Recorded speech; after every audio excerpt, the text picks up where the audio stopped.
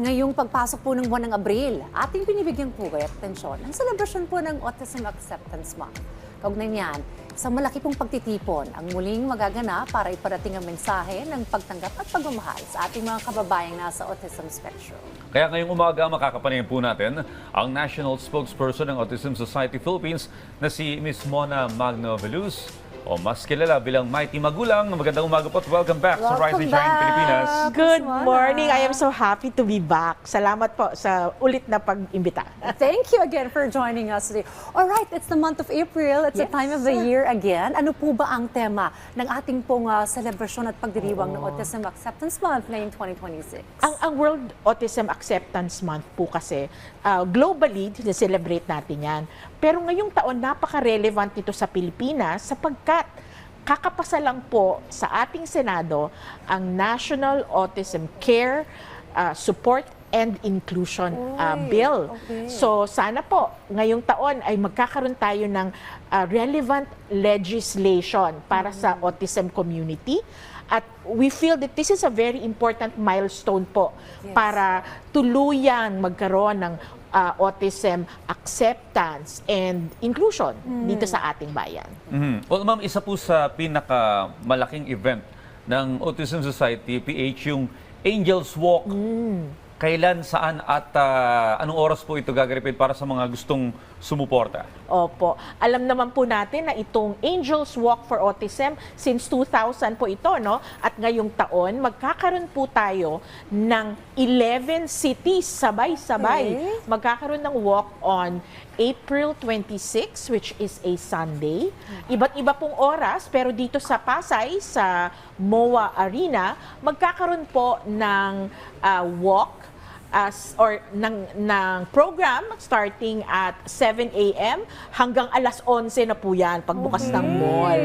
So, usually po, bago tayo mag-walk, magkakaroon tayo ng isang program na nagse-celebrate ng talents at ng accomplishments ng mga taong may autismo ngayong taon, including po ng ating mga leaders na tumulong sa ating pamayanan. Last year po, ang nanalo po ay si Senator Risa Ontiveros for all of the work that she is doing with our community.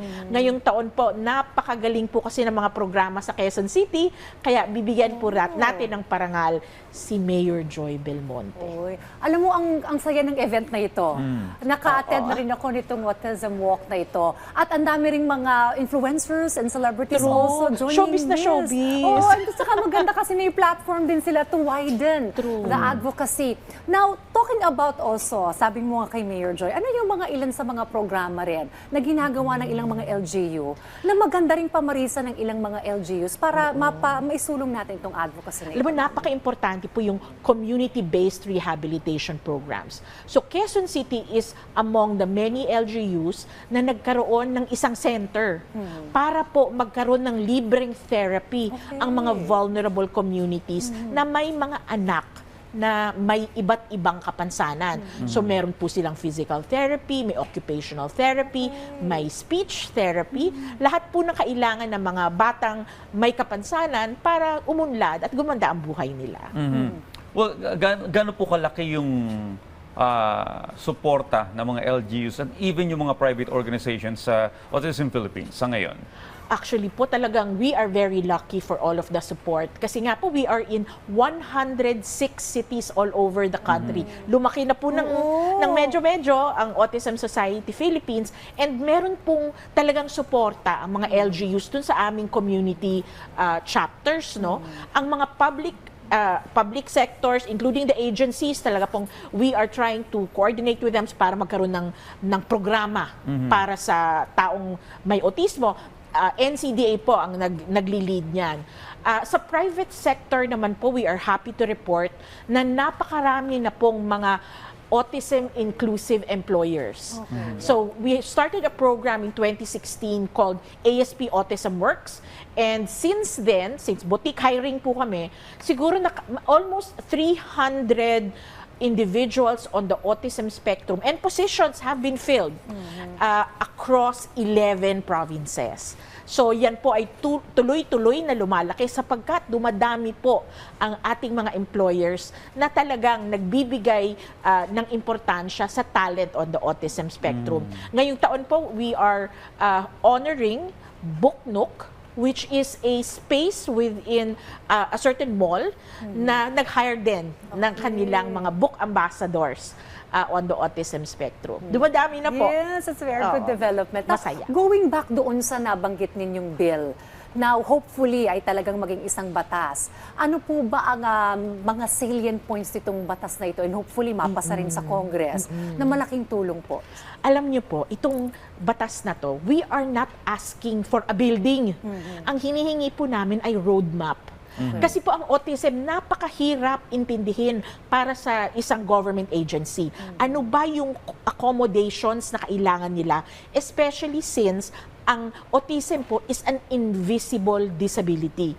At dahil hindi nakikita, mas mahirap intindihin at invisible siya to policymakers. So ito pong batas na ito, unang-una ay humihingi ng isang roadmap bawat ahensya para po magkaroon ng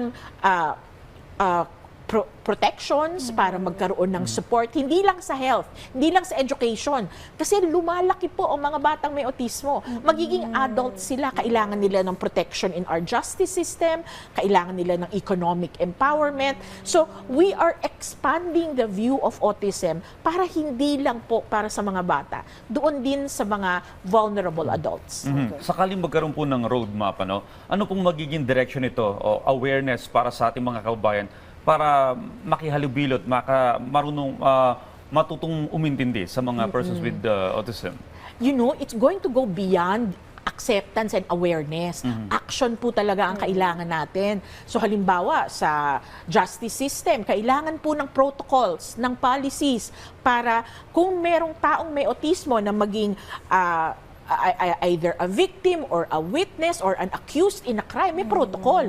'Di ba? Kailangan po natin ng series of education seminars for those in the transport sector. Meron po tayo experience last year na medyo hindi naintindihan yung taong may autismo in a public vehicle.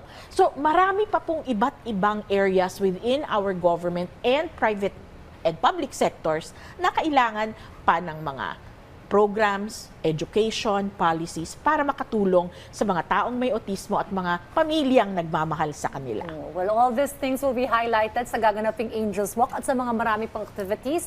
Sa mga gustong sumali, kailangan ba nila mag-register para dun sa ating event na ito? Tama po. Ang ASP Angels Walk for Autism po ay libre. So open po ito para sa lahat.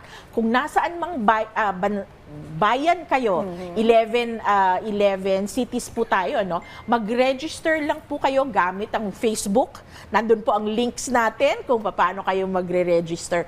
Autism Fields or sa lahat po ng aming mga social media accounts, makakahanap kayo ng link para makapag-register. So may Angels Walk maging sa mga probinsya. Opo, importante po sa amin yan. Nationwide. Alright, maraming salamat po Ms. Mona sa pagbabahagi sa amin ng mga aktibidad patungkol sa Autism Acceptance Month. Suportahan po natin ito mga ka-RSP. Thank you very much, Ms. Mona. Maraming salamat. Thank you.